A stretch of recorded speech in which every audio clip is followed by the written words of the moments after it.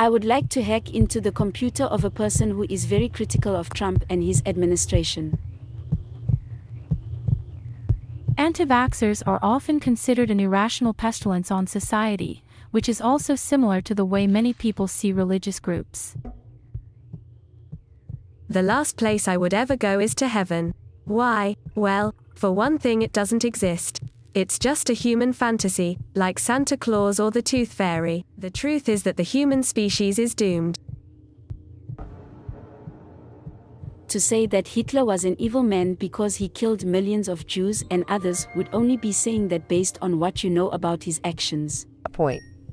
So, in my opinion, the worst food to be liquefied and consumed through a straw would be food made from the flesh of humans who have been infected with some horrible disease and then died during organ harvesting. Humans are soulless creatures.